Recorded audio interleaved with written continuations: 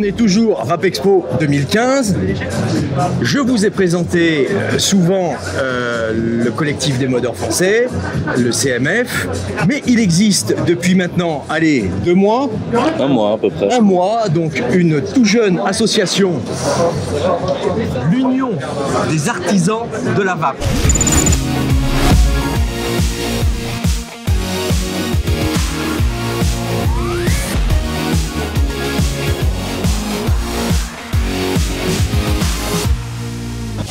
Et alors, en un mois, vous me dites que vous êtes déjà 16 modeurs. Voilà. Oui. Alors, apparemment, pas que des modeurs français. Effectivement. Alors, c'est quoi l'union? On a 2 modeurs suisses et les autres sont français. Voilà, 2 modeurs suisses, les autres sont français. On en a parlé tout à l'heure. J'ai l'impression que c'est une dissidence par rapport au CMF. Oui, il fallait en parler. Pourquoi cette nouvelle association plutôt qu'une vous fédérer avec le CMF? En fait, on ne s'est même pas posé la question. C'est pas une dissidence. On s'est regroupé comme ça par affinité. Ça s'est fait par affinité de personnes. Oui. Et on fait une autre association. Et on pense pas que c'est mauvais qu'il y ait plusieurs associations. C'est même très bien d'ailleurs. À notre avis. D'accord. Donc vous êtes un collectif d'artisans. Vous vous êtes mis en association. Pour quelles raisons principalement? Pour fédérer vos moyens, Voilà, il y a d'abord un côté d'entraide. Parfois certains aident d'autres pour leurs travaux, par leur capacité propre, etc. Donc une entraide aussi technique. Technique, oui. D'accord. De discussion sur le sujet. Et ça permet aussi de se regrouper pour avoir un stand, par exemple, comme ici au Vapexpo. D'accord. Donc, allez, sans citer les 16, ou peut-être, qui on retrouve chez vous comme marque? Allez, on y va. Alors, nous, c'est SMS, Swiss Mode System. D'accord. Après, voilà. Moi, c'est Mode & Co, donc c'est Étienne Dubois. Je suis sur le terrain de la vape depuis plus de 5 ans. Mode & Co. Mode & Co. Moi, c'est Citron Vape, en fait, c'est le nom d'une pipe électronique. Une pipe électronique, Voilà. dans les e-pipes.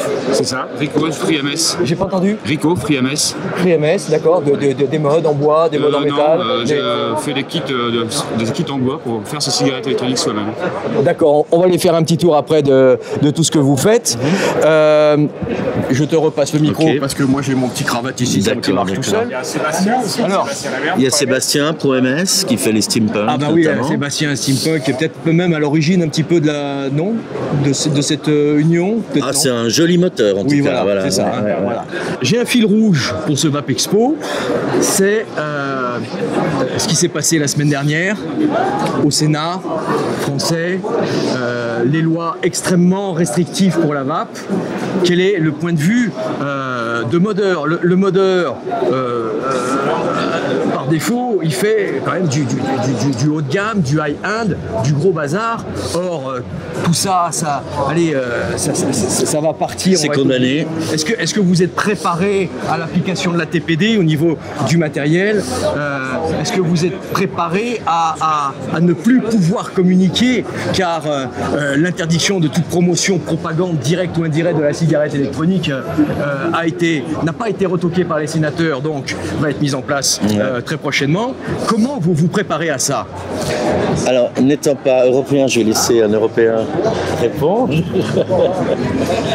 Ah bah oui, Suisse. Ah bah oui, la Suisse. Pour l'instant, nous. Oui, d'accord. Alors, dis-moi tout. C'est-à-dire que c'est vrai qu'on est inquiet.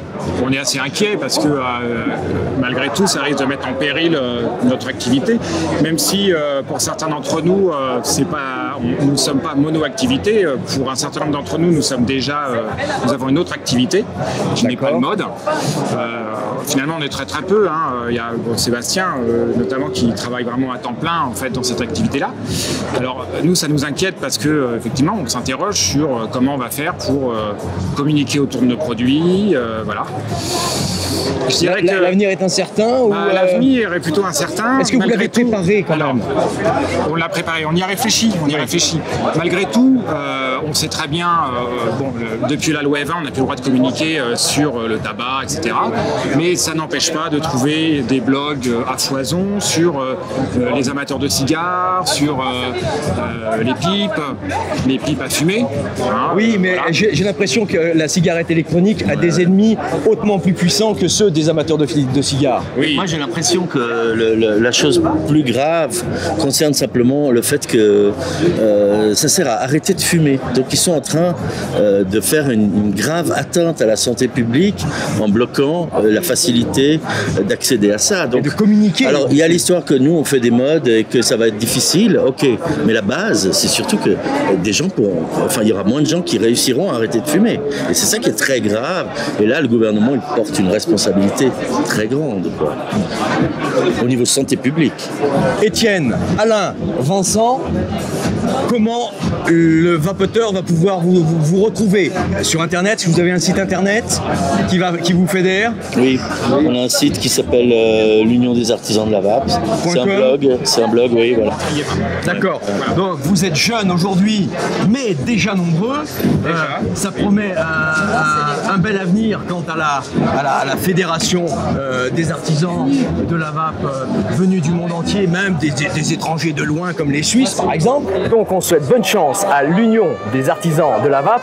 Vous avez encore 2 jours, si vous êtes professionnel, pour venir voir ici tout leur matériel. Sinon, vous les retrouvez sur leur site internet respectif et fédérateur. À bientôt.